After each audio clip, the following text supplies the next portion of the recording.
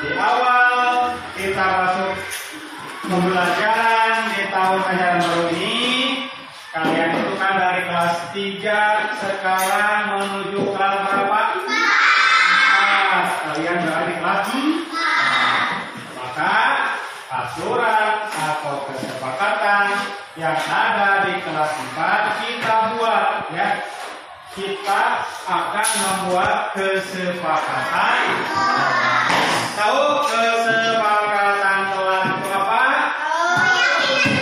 Keyakinan kelas atau aturan. Ya. Tapi di sini keyakinan itu bersifat tanggung jawab kita berdua positif. Siap? Oke,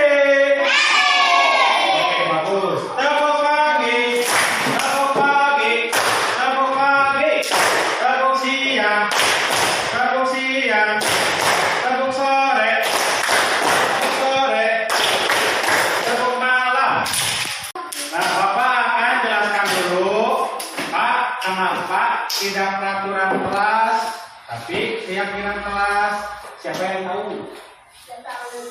Siapa yang tahu?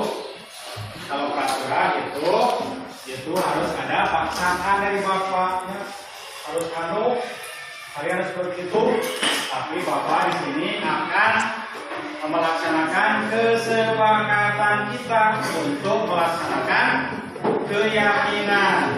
Keyakinan di sini adalah nilai-nilai kebaikan. Nilai kebaikan seperti apa? Saling hormat, bicara sopan, kejujuran, tanggung jawab. Nah, itu kita akan buat keyakinan kelas seperti itu.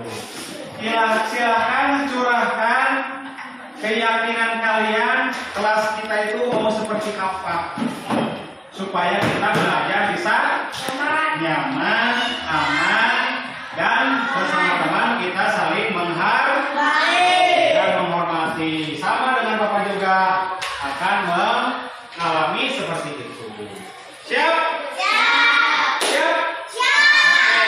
Untuk prosesnya nanti Bapak akan membagikan kertas seperti ini. Ini namanya kertas post-it. Ya, post-it.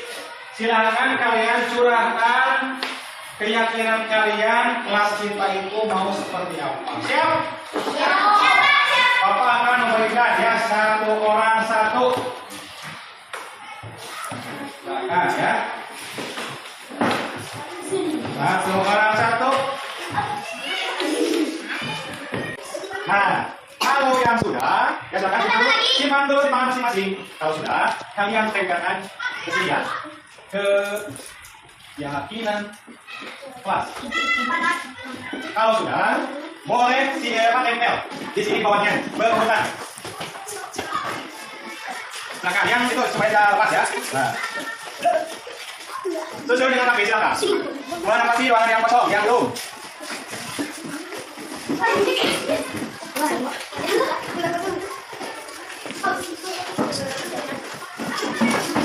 Kalau sudah nempel, silakan tutup lagi.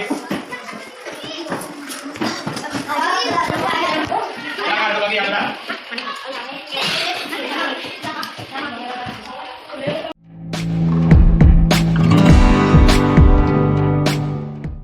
Puji serta syukur kita panjatkan kepada Allah Subhanahu wa taala yang mana pada kesempatan ini kita diberi kesehatan sehingga kita bisa berkumpul dalam rapat kerja guru Gugus Jalari.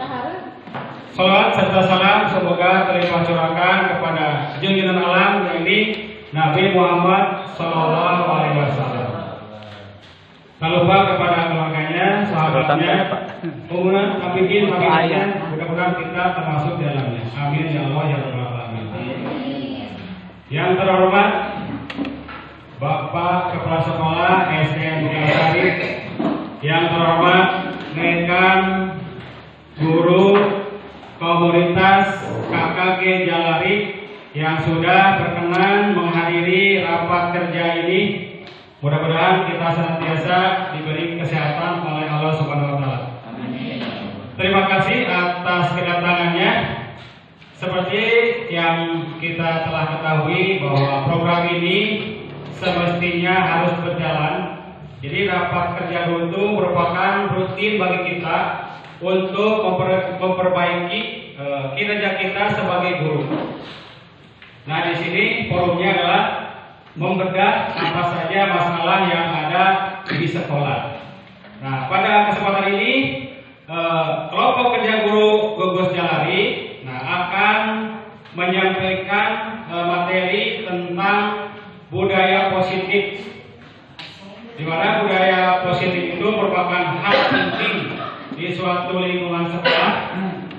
Budaya positif bisa tercipta dari kinerja dan dorongan motivasi dari kita sebagai guru.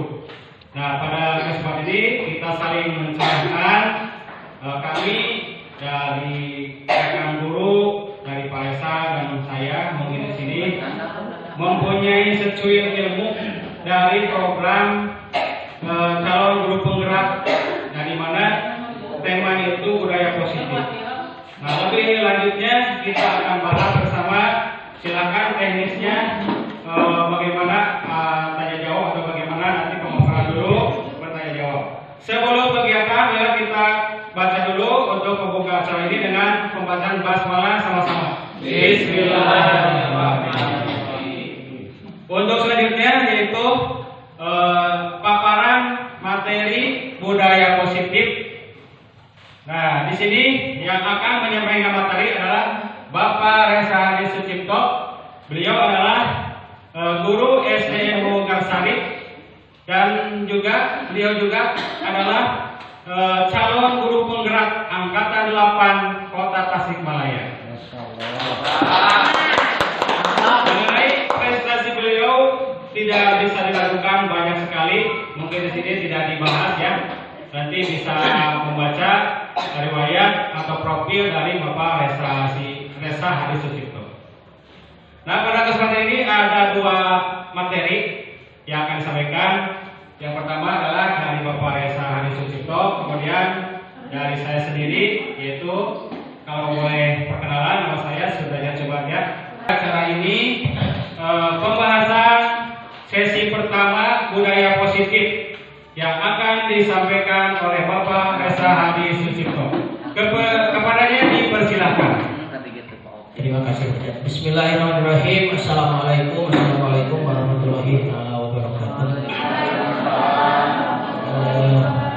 Untuk mukadimah ke pembicara langsung saja. Pada kesempatan kali ini saya akan menyampaikan diseminasi budaya positif. Yang pertama mengenai budaya positif ya. Jadi ini materi ini merupakan materi guru penggerak yang harus ya. Jadi memang wajib harus didiseminasikan di sekolah atau PKG sendiri ya.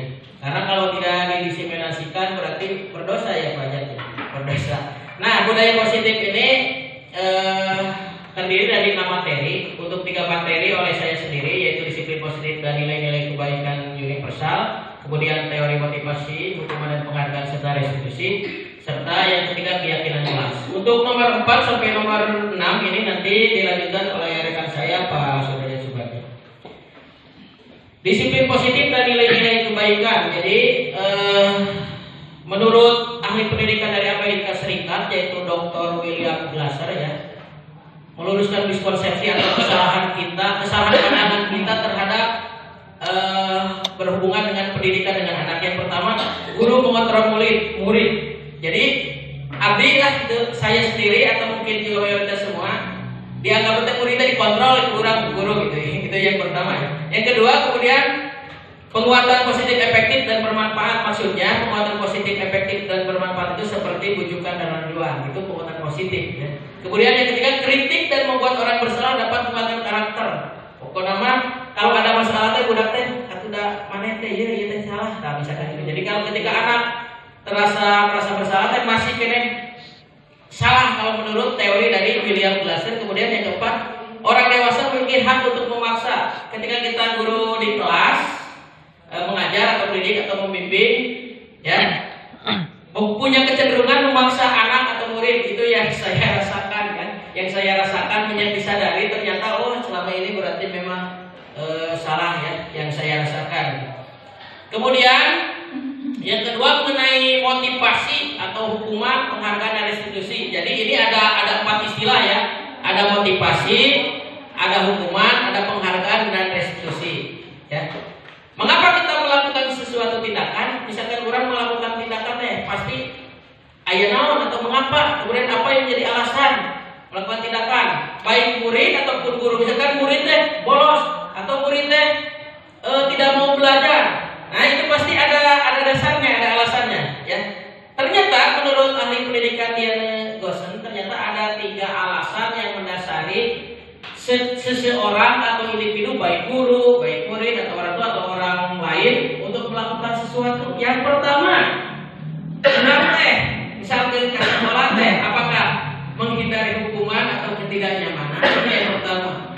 Kemudian yang kedua, apakah karena ingin mendapat imbalan jasa atau hadiah atau penghargaan, atau yang ketiga menjadi diri sendiri yang diinginkan dan dihargai sesuai nilai-nilai yang dipercayai. Jadi dari ketiga ini yang tentu yang ideal adalah nomor 3 ya. Jadi harus sesuai dengan keyakinan diri sendiri, yang sesuai dengan nilai-nilai kebaikan universal, artinya kebaikan-kebaikan yang sudah disepakati atau diyakini bahwa misalkan kebaikan tersebut baik ya. Contohnya misalkan kedisiplinan, kepatuhan dan lain-lain seperti itu. Jadi untuk nomor 1, nomor 2 nanti kedepannya nanti akan dibagi oleh Pak Jan. Nomor 1 dan nomor 2 ini nanti diusahakan dikurangi, diminimalisasi atau bahkan kalau bisa dihilangkan atau kalau bisa, kalaupun bertahap mungkin dikurangi seperti itu. Kemudian yang barusan yang nomor 1 dan nomor 2 merupakan stimulus respon. Nomor 1 nomor 2 tadi itu stimulus respon, artinya ketika ada stimulus atau rangsangan maka akan merespon. Itu nomor 1 dan nomor 2. Oh, kasar pola datang pakai instruksi yang dicarikan guru misalkan kalau murid atau kalau guru misalkan datang ke sekolah karena takut nilai DP 3 atau SKP kecil. Nah, seperti itu misalkan kalau guru ya. Kemudian menurut ahli lagi Stephen R. Covey, bila kita ingin membuat kemajuan perlahan-lahan sedikit demi sedikit, ubahlah sikap atau perilaku kita. Kalau mau sedikit saja, ada orang tinggal ubah sikap kurang atau perilaku kurang. Tapi kalau ingin membuat perubahan yang cukup signifikan, yaitu memperbaiki cara-cara utama atau nilai-nilai utama ya. Jadi intinya kalau ingin memperbaiki yang sedikit ya tinggal sikap kurang ya.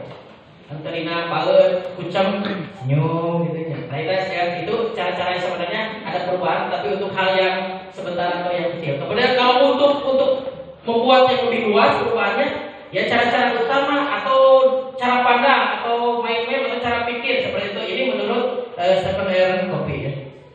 Kemudian apa yang membedakan stimulus respon seperti tadi nomor 1 dan nomor 2 dengan teori kontrol ya. Ketutupnya kontrol yang ini lepas. Stimulus respon kebutuhan kita sama, cek stimulus respon. Kalau menurut teori kontrol kebutuhan tiap orang itu berbeda. Jadi pokoknya yang harus diutamakan itu nanti itu ke yang kanan teori kontrol ya. Kalau yang kiri dianggapnya stimulus respon yang memang harus diperbaiki. Yang kedua, semua orang melihat sama. Misalkan ada masalahnya, pasti semuanya pikirannya sama. Nah ternyata yang betul itu setiap orang memiliki cara pandang atau gambaran yang berbeda. Jadi kemudian yang ketiga, kita mencoba mengubah orang agar berpandangan sama dengan kita. Apa namanya? Cek pikir misalnya. Ternyata menurut teori kontrol kita berusaha memahami pada iya karena menurut si A atau guru A, guru B, guru C alasannya ini, alasannya ini. Jadi intinya harus bisa menerima atau memahami. Kemudian yang keempat, perilaku buruk dilihat sebagai suatu kesalahan ketika siswa misalkan bolos atau misalkan melawan guru atau orang tua, itu merupakan suatu kesalahan. Ternyata kalau menurut teori kontrol semua perilaku itu mempunyai tujuan, mempunyai alasan. Udah kenal yang ngelawan wae kita udah ke guru atau ke sekolah. Nah ternyata baik perilaku buruk atau perilaku baik itu ternyata ada alasannya atau ada tujuan yang anak tersebut. Nah itu yang akan kita gali hari ini dan nanti oleh. Kemudian orang lain bisa mengontrol saya. Menurut teori kontrol, hanya Anda yang bisa mengontrol diri Anda sendiri. Jadi kurang bisa mengontrol tetapnya. Menurut stimulus respon, saya bisa mengontrol orang lain. Ternyata menurut teori kontrol yang paling betul, Anda tidak meskipun guru murid atau orang tua anak. Pemaksaan ada pada saat bujukan gagal. Kalau bujukan gagal, misalkan tadi itu penguatan positif, nah dipaksa. Ternyata yang idealnya kolaborasi dan konsensus ada menciptakan pilihan-pilihan baru diskusi gitu. Oh wah, cek budak tekir misal. Kemudian model berpikir menang kalah, jadi dengan stimulus responan, kurang menangnya guru lalu budak jadi asupan pola. Ya mah antara suami budak jadi turun menang budak turun, murid berarti turun. Ternyata harus berpikir win-win solution atau menang-menang. Murid menang, guru menang, jadi tidak ayah dikorbankan. Kalau di sekolah atau di rumah berarti ada orang tua. Nah, kemudian untuk teori kontrol ini berhubungan dengan disiplin kalau dari bahasa Inggris atau dari bahasa Latin juga. Menurut Ki Hajar Dewantara, apa yang terbayang di pikiran kita ya? Ternyata menurut Ki Hajar Dewantara, ketika ada kemerdekaan di situ ada disiplin yang kuat. Disiplin berarti self disiplin, berarti disiplin diri. Syarat untuk menciptakan murid yang merdeka harus ada disiplin yang kuat. Jadi merdeka itu lewat kita budak sekarang isunya secara gitu ya. Tapi harus ada disiplin yang kuat. Kemudian disiplin yang kuat sama dengan disiplin diri, ya. Dengan motivasi internalnya berarti tina jero hatena gitunya. Jadi ketika saya sendiri suka melaksanakan minggu curhat gitu ke anak, silakan kritik ke kejelekan guru atau kesalahan guru, kelemahan guru. Ternyata ketika diberi kesempatan guru dulu, Bapak biasa ketinggian siang, sebenarnya Bapak atau mulai sering cerah tugas saya. Terus, berarti kalau kurang sesuatu pernah membuat minggu curhat atau curhat, saya orang dianggap benar curhat gitu. Ternyata ketika anaknya maunya ini ada ya, tapi hasil dari curhatan itu pasti ada yang bisa ditindaklanjuti cepat, sedang atau lambat, ada yang bisa ditindaklanjuti atau tidak bisa seperti itu ya. Kemudian jika motivasi internal lemah, maka diperlukan motivasi eksternal. Maksudnya seperti ini. Jika memang anak tersebut tidak keluar motivasi diri sendiri atau guru di sekolah tidak motivasi diri sendiri, ya berarti kena ayah pecut di luar. Jadi tetapnya motivasi di luar terkena ayah, tapi utama motivasi diri dari dirinya sendiri, baik itu murid, guru atau orang lain. Kalau tidak bisa ada, tidak muncul itu kesadaran ya harus ada semacam motivasi eksternal terlibat tadi dari orang dewasa, dari guru atau dari orang lain. Kemudian merdeka di sini berarti tidak hanya bebas dari perintah, tapi harus bisa cakap memerintah diri sendiri.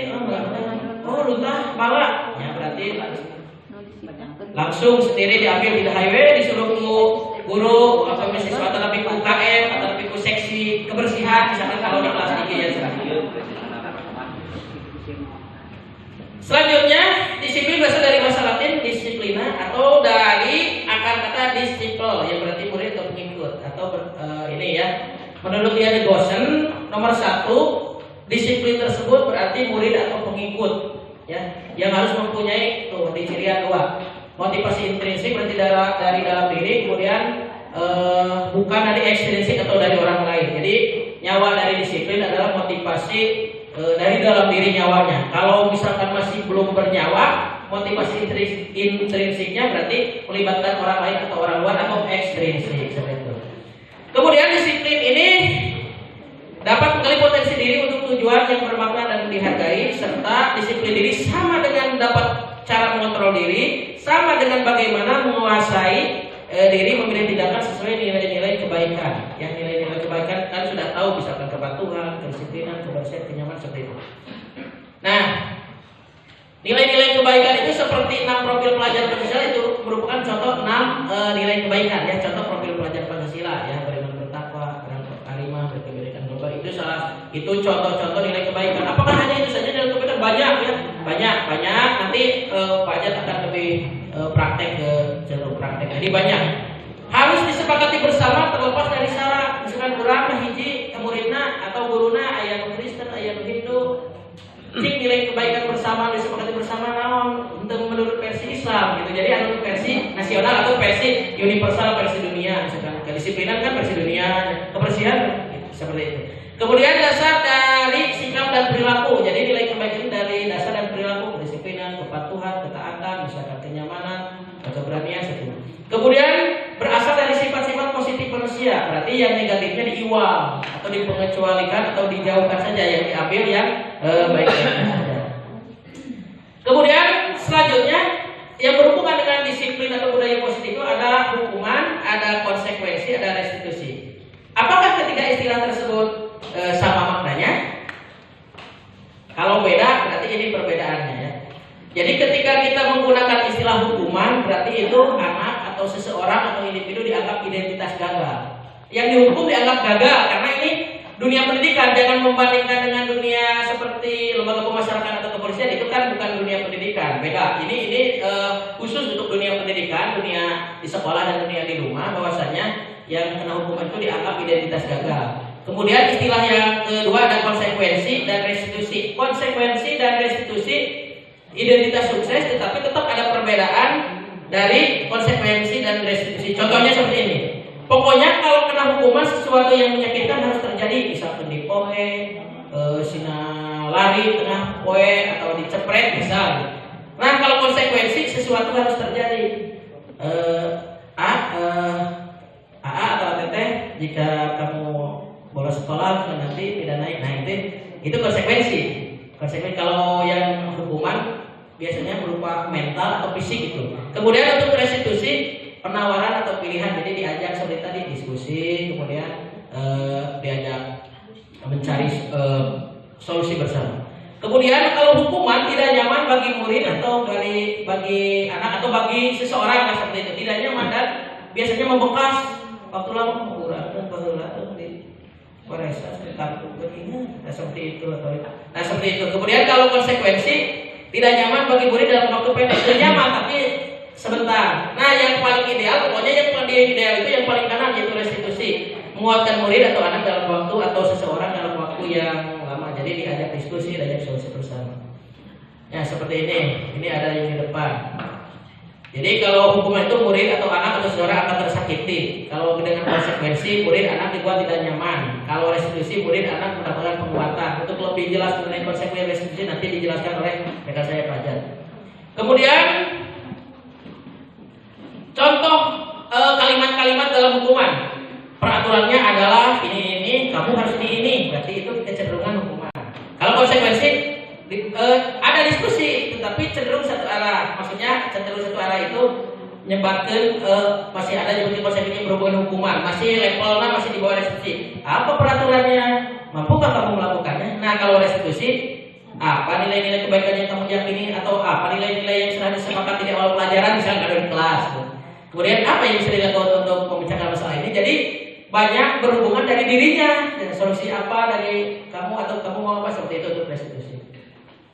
Nah kalau identitas gagal hukuman murid atau anak atau seorang akan membenci peraturan atau membenci yang membuat peraturan atau membenci orang yang beri hukuman. Murid benci ke guru, anak ke kolot, guru ke kepala atau guru ke guru senior atau guru antar guru bisa. Kemudian untuk konsekuensi murid menghormati peraturan. Nah kalau restitusi murid menghormati dirinya sendiri ya sedihakai menghormati orang lain seperti itu. Nah ini ya. Kalau untuk hukuman negatif, kalau untuk konsekuensi netral atau nol dianggapnya. Kalau untuk restitusi positif. Jadi kita kecenderungan hari ini sesuai ilmu yang didapat saya ketika menceritakan pendidikan itu restitusi ya. Jadi ketika ada permasalahan menggunakan restitusi atau nanti awas kalau kamu melakukan lagi ya, awas kamu. Nah kalau itu negatif atau hukuman. Netral atau konsekuensi, lakukan apa yang saya katakan. Kalau positif lakukan apa? Bukan lakukan apa yang saya katakan. Apa yang akan kamu lakukan misalnya istilahnya. Kemudian kalau hukuman modul paksaan. Kalau netral stimulus respon. Saya yang memberikan pertanyaan itu yang menjawab. Kalau positif teori kontrol. Jadi anak atau dia sendiri yang mengontrol dirinya sendiri ya, atau guru yang mengontrol dirinya sendiri. Kalau hukuman mendorong menyalahkan diri. Kalau untuk konsekuensi mendorong kepatuhan. Kalau untuk restitusi atau yang positif itu mendorong disiplin positif dari diri. Jadi kalau hukuman itu cenderung menyalahkan, itu salahnya terasa sekolah berarti korek. Nah konsep diri negatif. Kalau untuk konsekuensi, konsep diri baik. Setelah saya masuk sekolah berarti supaya tidak masuk kembali, supaya tidak bolos atau masuk kembali atau patuh. Nah kalau untuk yang terakhir itu restitusi, konsep diri kuat karena memang dilibatkan pemecahan masalah bersama guru atau orang lain. Nah ini ya identitas gagal dan identitas sukses. Jadi untuk hukuman itu identitas gagal diusahakan tidak boleh. Kalau punya sudah seperti saya yang suka misalkan nanti menurut berarti tidak boleh dikurangi atau tidak boleh sama sekali. Kalaupun mau belajar konsekuensi yang tengah. Kalau yang lebih ideal yang paling kanan restitusi ya. Jadi belajar memecahkan masalah seperti itu. Ini ya. Ini materi-materinya. Nah, jadi restitusi itu penawaran yang menciptakan kondisi baik kepada anak atau murid setelah melakukan kesalahan supaya kembali ke kelompoknya itu supaya benar. Kemudian restitusi juga kolaborasi karena banyak diskusi ya untuk mencari solusi bersama ketika guru kumpul atau ketika orang tua kumpul seperti itu. Ini menurut Celson Gosen ya. Jadi dengan restitusi membantu murid menjadi lebih baik dengan tujuan ada disiplin positif, memulihkan dirinya semakin kuat ya setelah berbuat salah. Jadi setelah melakukan kesalahan didiskusikan bersama orang tua atau guru, dia mencari solusi bersama sesuai nilai-nilai yang diyakini seperti itu.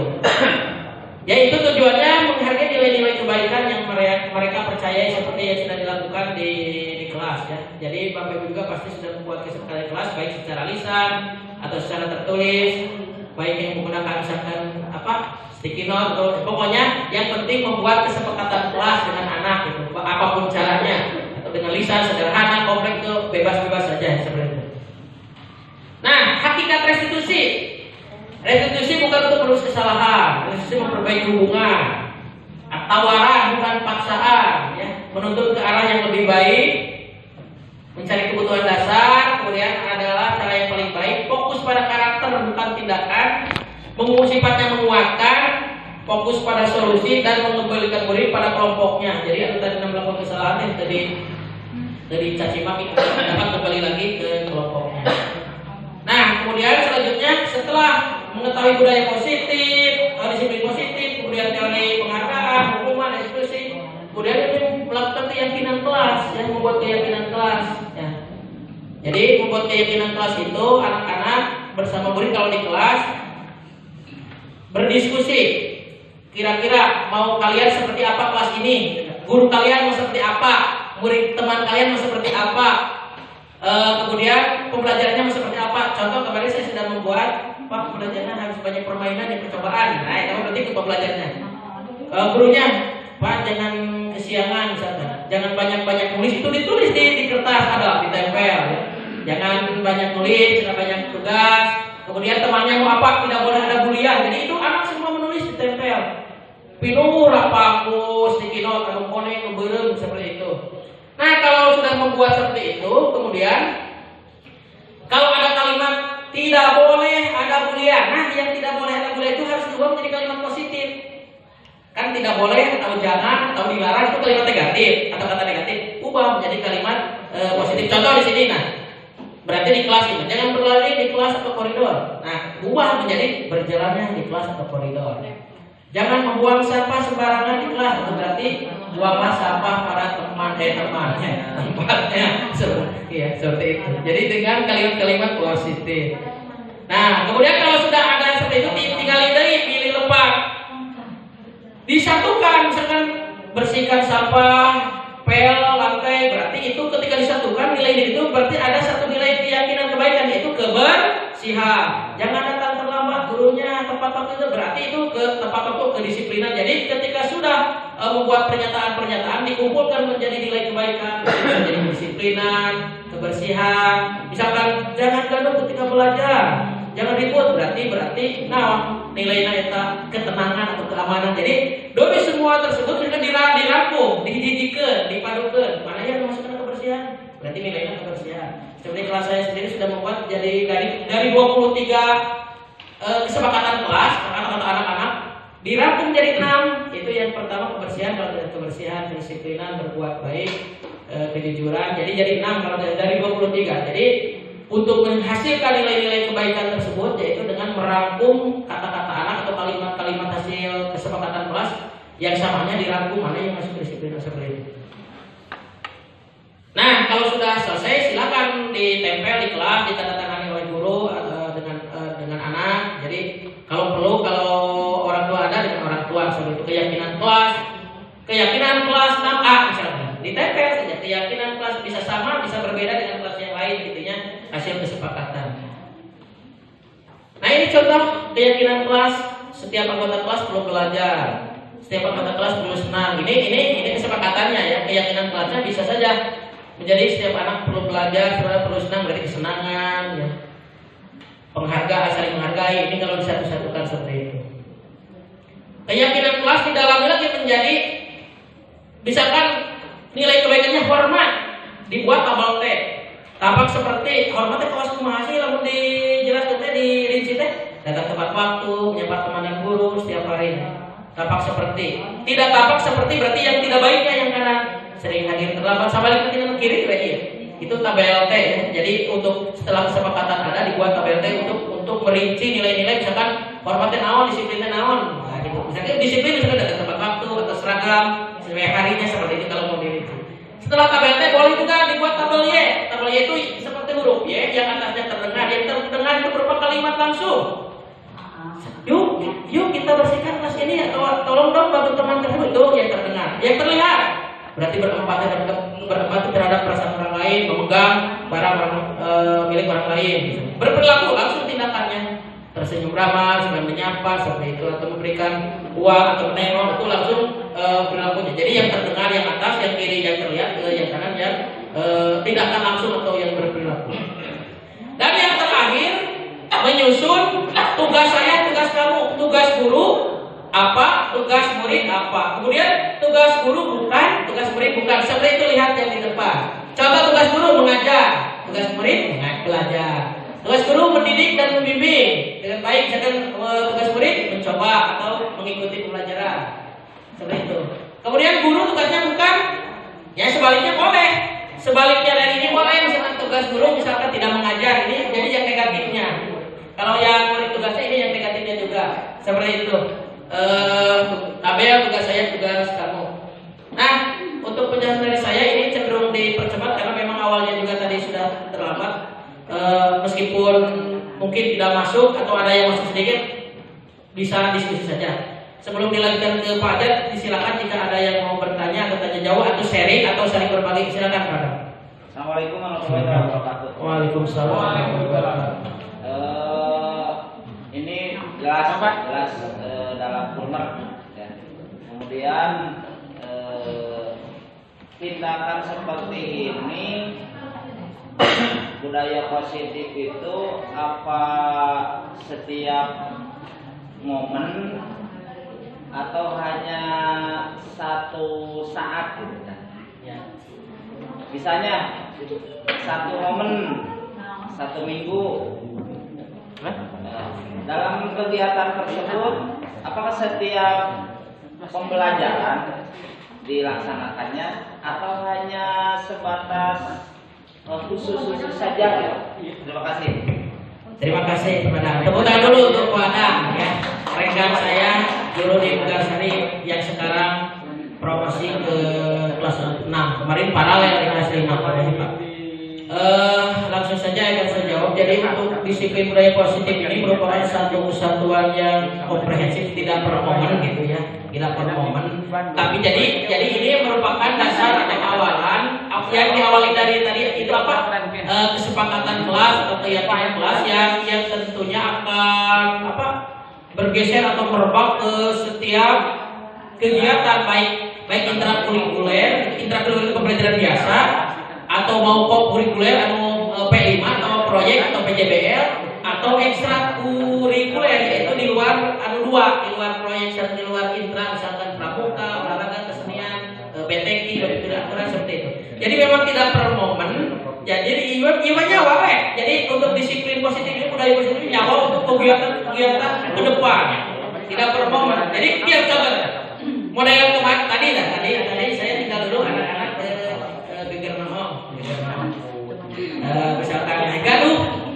Jadi tes kan mana yang gara-gara ingat tidak keyakinan kelas yang disepakati. Nah langsung jadi kan sudah membuat anak-anak yang membuat anak-anak yang menuliskan materi spiral anak-anak seperti itu. Jadi memang Pak memang tidak per momen dan tidak per kegiatan. Jadi memang kegiatan atau momen apapun apapun, jenis kegiatan apapun harus merujuk ke kesepakatan kelas, keyakinan kelas atau nilai-nilai kebaikan yang bersifat universal. Jadi memang tidak bersifat per momen atau per pasti atau per kegiatan, tapi semua kegiatan atau momen atau kelas harus merujuk ke keyakinan atau nilai-nilai kebaikan yang universal. Seperti itu Pak.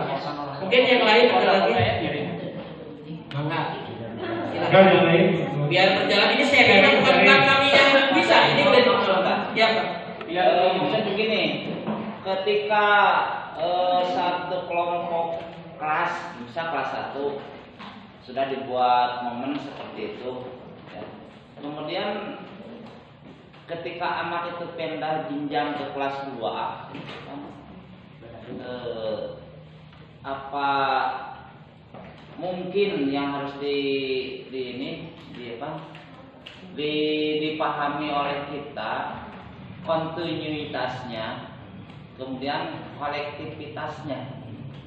Jadi mungkin kita mendengar seolah-olah janggal bertanya tentang guru yang baik dan guru yang kurang baik, misalnya yang kayak kemarin kan, memang sebetulnya seperti itu. Kemudian kita juga menanamkan disiplin bagaimana kriteria tentang tujuan pembelajaran atau tujuan pendidikan itu sendiri. Di antaranya, di salah satu yang tidak bisa dilepaskan adalah menulis. Menulis, kalau kemarin waktu rapat kan huruf A bolehlah berbeda-beda, boleh saya akui. Cuma kita menerapkan secara mendasar, anak di kelas tinggi saja masih banyak yang belum menulis secara sesuai dengan kriteria yang sudah ditentukan. EYD misalnya, itu saja mungkin. Jadi bagaimana cara menerapkan kita supaya anak tersebut disiplin itu kan menerapkan disiplinnya. Sudah tertangkap poinnya. Jadi memang yang pertama itu hubungannya kan, ini sekolah itu kata Pak Dian itu betul, ini satu atap atau kontinuitas, atau kalau menggunakan teori triangulasi lah. Triangulasi itu artinya kalau di sekolah kita, kalau di rumah berarti orang tua atau dengan saudara-saudaranya, kalau kemudian di lingkungan yang biasanya tetangga dengan masyarakat. Khusus di sekolah, misalkan yang di kelas 1 nih naik ke kelas 2, ya tetap kuatkan di kesepakatan kelas. Bukan berarti menghilangkan yang sebelumnya, justru akan memperkaya atau menambah yang sebelumnya. Misalkan tetap itu terpatri minus 1 tahun di kelas 1, di kelas 2 buat lagi kesepakatan kelas. Akan bukan berarti menghilangkannya, itu memang melanjutkan, memang kontinuitas itu seperti itu melanjutkan. Yang hal yang baiknya, berarti yang tidak baiknya berarti dikurangi. Kemudian yang berhubungan dengan tadi berhubungan dengan materi, memang misalkan mengenai EYD, misalkan EYD 5 ya, yang digunakan itu bukan buku EBI lah, sekarang ayat terbaru dari Kemdikbud EYD 5. Ya, misalkan kalau ada dinamika perubahan sudut pandang, kita ambil ke peraturan yang telah dibuat secara nasional, misalkan EYD 5. Nah, seperti itu. Jadi kalau ada semacam ketimpangan atau perbedaan pendapat, kita ambil yang sudah naik derajatnya atau meluas sampai nasional, seperti itu. Jadi untuk yang budaya positif seperti itu, buat lagi kesempatan kelas di kelasnya tersebut. Nanti kan kalau digabungkan akan menambah lagi kelas 1 nambah, kelas 2 nambah, kelas 3. Kemudian yang berhubungan dengan asesmen awal pelajaran, bukan asesmen diagnostik ya sekarang. Jadi itu milik kedokteran. Menurut informasi yang terbaru, asesmen awal itu masuk. Jadi asesmen itu ada 2 sekarang, formatif dan sumatif. Yang asesmen awal masuk formatif.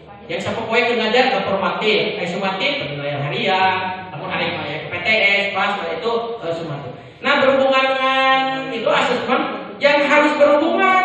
Misalkan dia di kelas 5, Abdi di kelas 5. Anak-anak, harapanmu kepada gurumu ini seperti apa? Harus apa gurunya, pembelajaran seperti. Jadi yang harus berhubungan dengan kita. Terus melebar ke guru saja gitu. Kurang pas semua. Kecuali di hari sekolah, misalkan ayah khusus, silakan siswa terajin boleh atau guru itu. Yang berhubungan dengan asesmen urang ngajar 1 tahun. Apa ya harapanmu, pohon harapan di kelas ini apa? Ada ya, Pak saya pengen bisa baca, ada ya anak tuh. Pengen bisa baca, pengen banyak percobaan dan seperti itu. Jadi yang berhubungan dengan masing kita sendiri atau bidang kita sendiri fokusnya gitu. Kalau untuk yang lainnya, cewek atau di nafut sekolah atau di sekolah atau acara naon untuk keramaian, siapa guru favoritmu atau si guru terganteng atau boleh seperti itu. Jadi seperti itu. Jadi fokus pokok nama urang pokok nama cewek, urang teh loba kelemahan loba salah tuh gitu rumus nama. Budak mah pokoknya kudu tujuan utama teh budak. Mangga Pak Dian. Tadi mau bertanya. Itu apa? Jadi contoh-contohnya kemungkinan terlalu cepat kalau bisa di out ya. Oh iya. Biar teman-teman juga bisa lihat ya Bu ya. Nah, jadi memang ini terus terang mengakui terlalu cepat karena memenuhi berbagi dengan Pak Sibraja. Nanti akan dikirim ke grup jalan. Jadi memang sudah diakui. Jadi memang terlalu cepat karena ada berhubungan dengan waktu. Terus Bapak Ibu kan angka pokok nama rata-rata bulan jam seanu gitu. Kalau kita mulai dari jam 1 juga akan benar. Jadi banyak pertimbangan ya. Insya Allah nanti untuk materi gampang. Kemudian untuk Bu Irma akan mengalami secepatnya setelah ini ikut pendidikan. Jadi untuk KKB Jalani, kalau mau ada keinginan mau diseminasi gratis kudu bayar, mau diseminasi, mau menyampaikan ilmu atau mau berbagi silahkan. Tinggal hubungi saya pengurus saya Pak Jat. Seperti itu untuk dari saya. Selanjutnya disilakan lanjutan untuk Pak Jat untuk materi nomor 4, nomor 5 dan nomor 6. Terima kasih. Mohon maaf atas segala kekurangannya. Wassalamualaikum warahmatullahi wabarakatuh. Terima kasih Pak Esa yang sudah menyampaikan paparannya tentang sosialisasi dan diseminasi modul 1.4 ya Pak Esa tentang budaya positif. Nah, untuk selanjutnya bagian saya yaitu bagian 4 dan 6. Tapi sebelum ke materi, inilah sebelum menyimak paparan bagian saya akan menyinggung sedikit tadi tentang budaya positif ya pada. Jadi budaya positif itu tidak mengenal waktu, tidak ada kurikulum yang dulu sampai sekarang, tapi itu budaya yang harus kita ciptakan sebagai guru. Jadi tidak mengenal kurikulum. Jadi intinya harus kontinuitas bahkan ya. Sampai kami mengingat ya Pak filosofi kahane Pak bahwa orang itu sebagai petani, orang itu sebagai petani, sekolah sebagai lahan kebun sebenarnya. Orang anak-anak diumpamakan seperti tanaman. Jadi anak-anak seperti tanaman. Jadi kita sebagai petani harus tahu lahannya, tanah teh subur atau henteu. Nah, mungkin di sini bersinggungan dengan budaya positif pada. Jadi lingkungan kita itu sudah positif atau belum? Mungkin itu ketatanan lahan. Kemudian mengenai bibit atau anak, karena sudah tahu bahwa anak itu berbagai karakteristik. Sudah ada di istilah CGP Pak Bu, istilah kodrat alam, saran kodrat zaman tentang. Jantan kodrat alam mah sama terbiasa diubah ditambah terus gaduh ya masing-masing oke. Tadi berat mas seperti cetak biji jagung atau biji naon lah tukang pelakan kan aya biji halus, biji bagus, biji kurang bagus ya. Tadi dia mungkin urang sebagai petani, tadi dia urang sekolah sebagai guru. Urang gaduh tugas kanggo ngahasilkeun bibit anu sae pentingnya.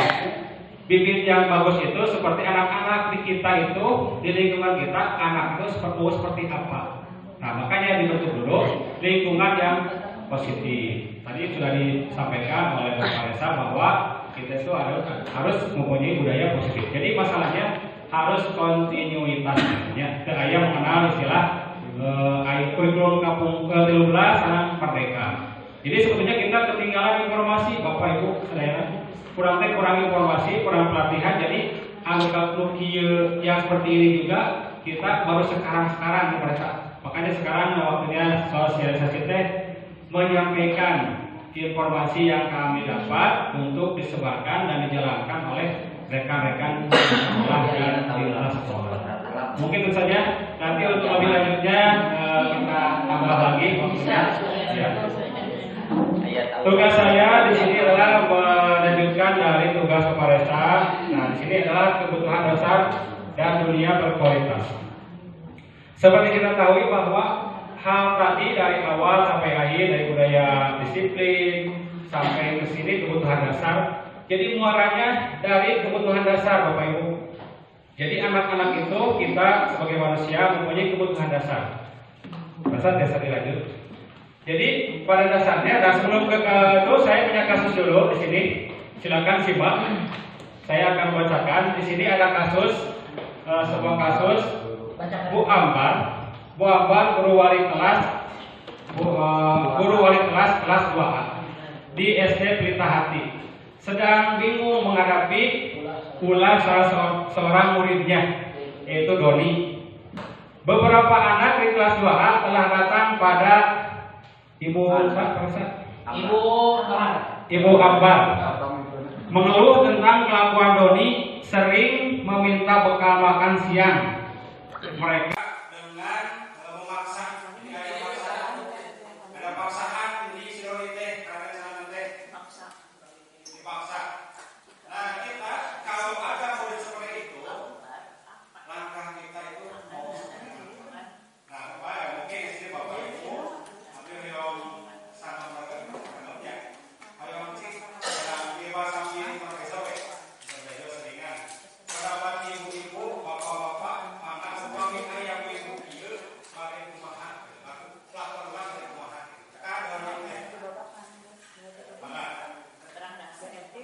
Jadi kita sebagai guru kalau menemukan anak yang seperti ini suka memaksa, meminta bekal, makanan atau uang apapun, langkah pertama untuk menyelesaikan masalah ini harus seperti apa? Yang kita lakukan boleh dibaca ya. Silakan Pak Diganjok.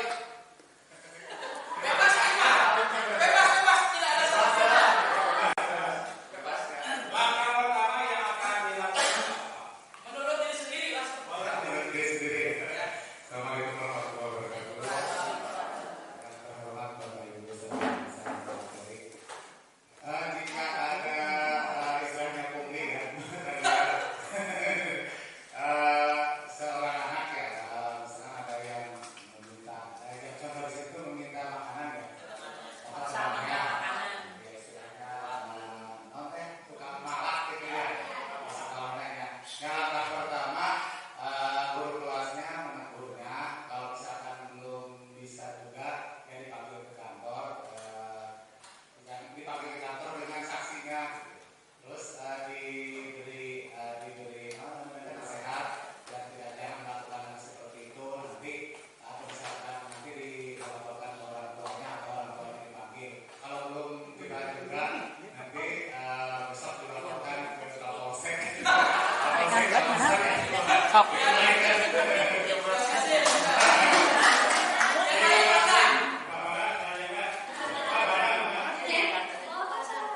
Terima kasih. Kalau menurut pendapat saya sendiri, ya, kita bertanya mengetahui, memahami atau harus diketahui apa latar belakang si Doni meminta. Mungkin lapar. Yang kedua, kekurangan kelaparan itu alasan. Yang kedua, mungkin Doni itu memiliki karakteristik di orang tuanya, di keluarganya, bisa terjadi kekerasan, penekanan, atau yang kedua mendapatkan kebebasan dari orang tuanya. Jadi kita bertanya dulu kepada si Doni, ya, mengapa kamu minta jatah makanan ke teman, ke sekolah, ke teman? Apa kamu tidak menanyakan dulu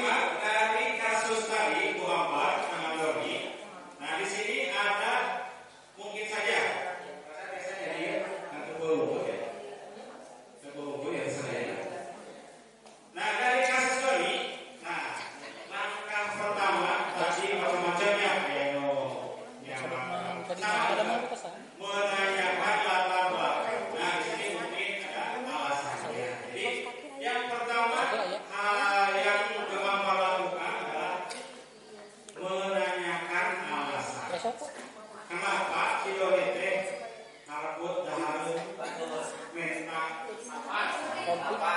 Nah, dihubungkan dengan kebutuhan dasar manusia di sini ada. Jika doni alasannya karena lapar sudah itu. Kemudian langkah yang selanjutnya, nah kalau lapar, doni berarti belum memenuhi kebutuhan dasar. Karena tadi ada kesehatan, ada makanan, ya. Fisiologis kan, tingkah laku sehari-hari. Jadi tingkah laku kita yang bentuk tingkah laku ya.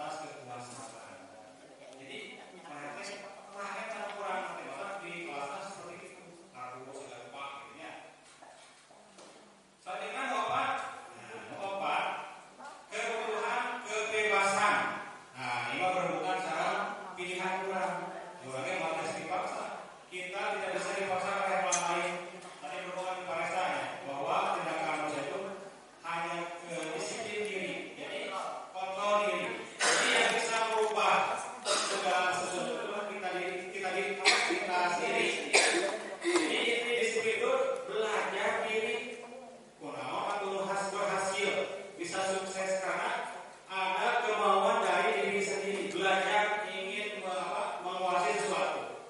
Jadi timbulnya bukan dari lingkungan, bahasa keren apa? Bukan dari eksternal, tapi dari internal. Internal kenal, internal dari diri seorang dengan niat, cara pikiran, aliran. Jadi kalau ada anak berhubungan dengan murid, kalau mempunyai seperti itu berarti kepatuhannya dan sebagainya, disiplin bahasa orang disiplin.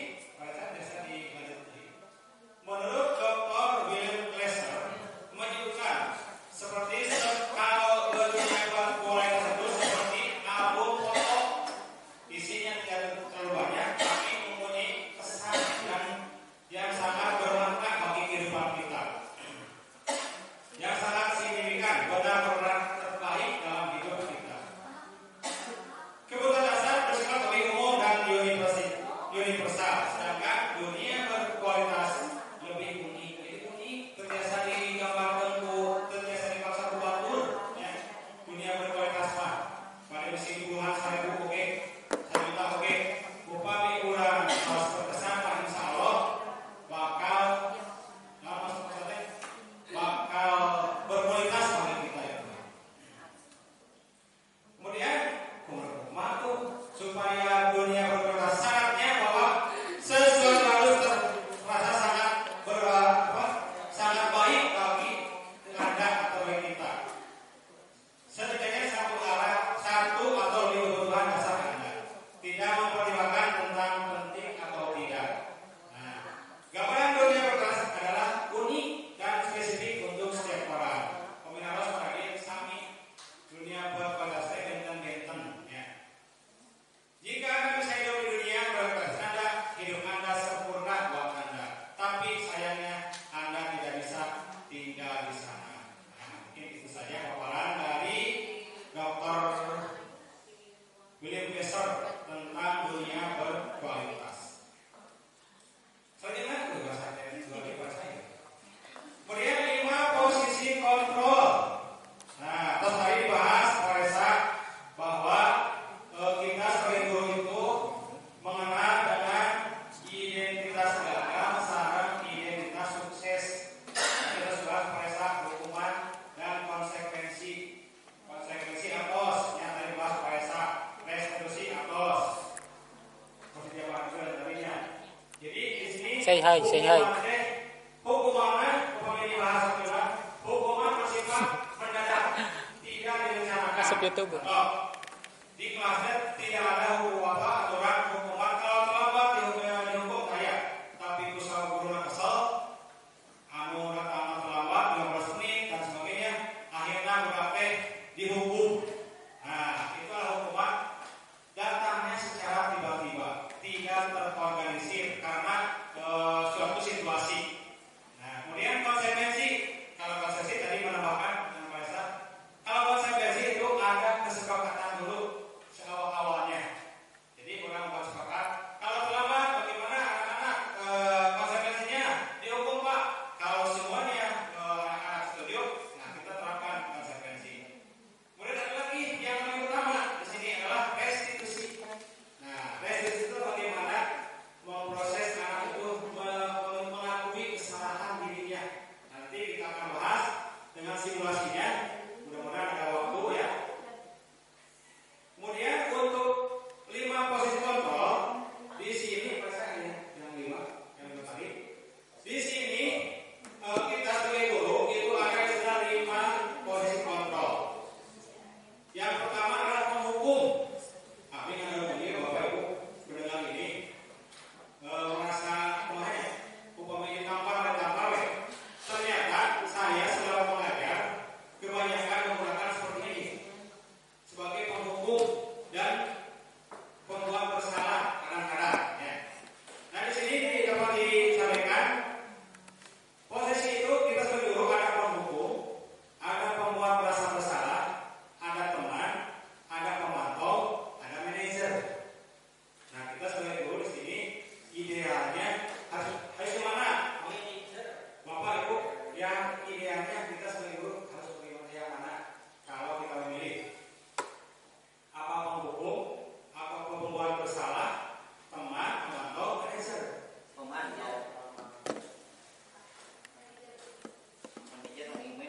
Ya, mungkin karena kita itu belajar kepada anak itu supaya berbudaya positif, menerapkan nilai-nilai kebaikan, maka yang kita harus laksanakan adalah menumbuhkan motivasi intrinsik guru dari anak, yaitu sebagai apa?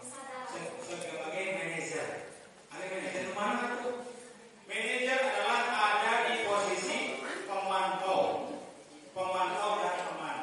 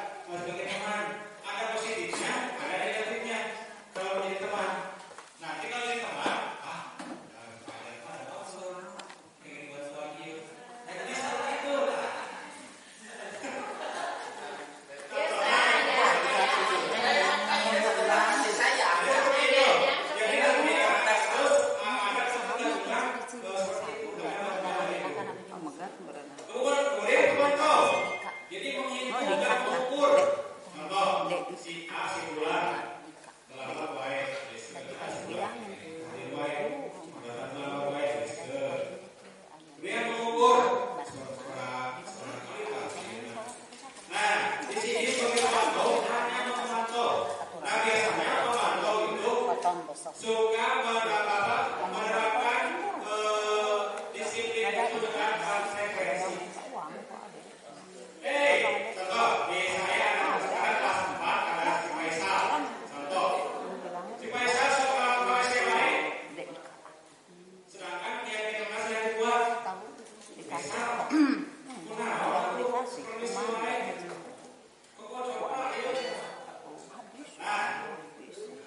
sudah dijelaskan alasannya, ya alasannya pokok coba kotor, apakah ada salah lain yang seperti itu? Jawabannya, nah kita juga Bapak Ibu, kalau belum bisa, apakah restitusi atau sebagai adik, apakah bisa diserahkan atau tidak? Itu tergantung situasi. Kalau situasinya berkata pada pertanyaan pertama, kalau ke kelas nanti bagaimana?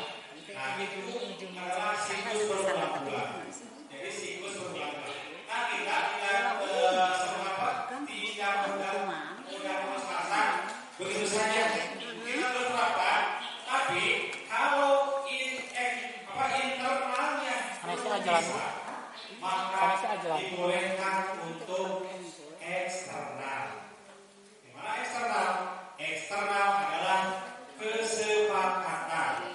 Bahasa hukum peraturan. Tentang tertib, enak biasa diterapkan. Tapi idealnya kita juga harus menerapkan restitusi. Wah, cenah terbiasa cenah ayo berarti restitusi oke. Segitiga restitusi, amore itu. Nah, kita tidak putus asa seperti itu saja. Kita harus terus mencoba. Saya juga belum bisa menerapkan ini, baru belajar tentang penerapan ini, tentang segitiga restitusi. Nah, saya belajar juga untuk menjadi seorang manajer. Jadi manajer itu tidak menyalahkan, tapi tugas tujuannya tercapai. Jadi diserahkan lagi kepada dirinya sendiri untuk belajar. Nah, posisi manajer bagaimana? Caranya tadi sudah jelaskan. Caranya dengan posisi restitusi. Ini lebih kesana mana biasanya geser materinya berhubung waktunya digunakan sampoin, ya itu. Seterusnya tadi jadi posisi bermain di mana?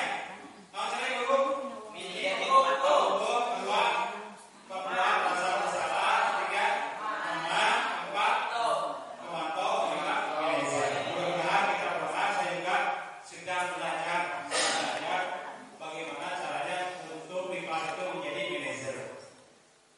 Nah, kita kalau ingin seperti itu mungkin kita akan beri contoh dan menciptakan budaya positif di kelas.